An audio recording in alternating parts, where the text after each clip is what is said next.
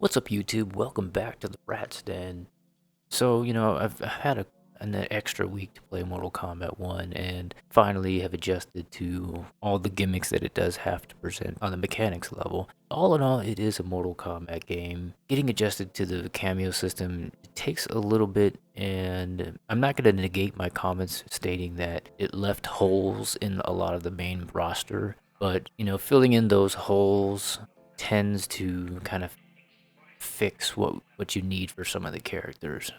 I still feel like in some characters, not all characters, they could have been fleshed out a little bit more so that the mix-up game for each of them is a little bit stronger. I feel like the base roster mix-up game is just not as strong as what it could be without the cameo system. Now, having adjusted to it after a week more of experience with Mortal Kombat 1, I do have to say that I am enjoying it a little bit more than I anticipated. I picked up a couple of new characters. I was playing Tanya, playing Ashra. Those two characters alone, I feel like they do have holes, but they're balanced out by their playstyle as well. So there's a reason why there's holes there, but I still feel like Tanya is missing a complete like one button overhead, like a lot of like Raiden, for instance. He's got like a multi-hit overhead, right? And then Johnny Cage has like super overhead combos, right? But Tanya only has probably like one combo string overhead that's so anticipatory. And that's where I talk about where the misbalance is. But then, I moved on to other characters like Sindel and Kung Lao. And I would say that compared to both Ashura and Tanya, they are kind of more luxury characters because they give you those options to open up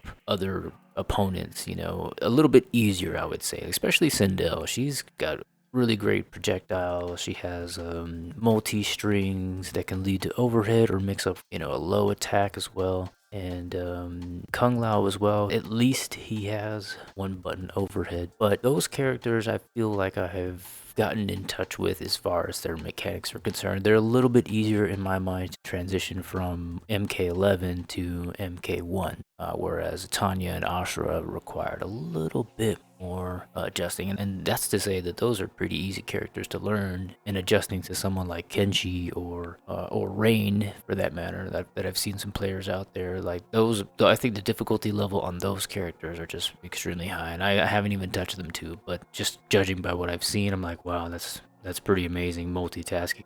But yeah, it's just I just wanted to come back and say that I still feel like the game, okay, in terms of technology, like the 30 frames per second cap that's on the menu screens, and you've seen it here, when I'm choosing a character or in the intro dialogues.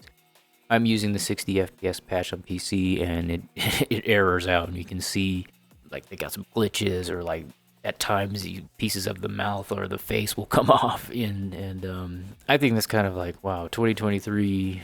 Haven't we been talking about the 60 frames per second issue for such a long time now? I think that can be fixed. I still stand by my other video where I say, in terms of a complete package, it is less than MK11, but it is still a complete package, right? And I'm thinking again, with updates down the line, certain maybe nerfs or potential frame adjustments here and there, I think that the game will become greatly balanced. I actually hope that they do give a kind of balance to some of the frame trapping things that there are in the game. I'm still not a big fan of frame traps, but neutral game is just always so fun for me. And luckily I found some characters who can get me in that neutral space that I enjoy, such as Kung Lao and Sindel.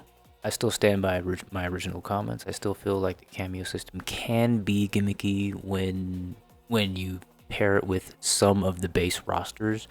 I still say that some of the base roster can be more fleshed out in terms of combo strings. Aside from that, nope, that's pretty much it for this video. I'll come back and make another one, maybe to show the video stutters on PC. Any questions for me, feel free to post a comment down below. Thanks for watching, and we will see you in the next video.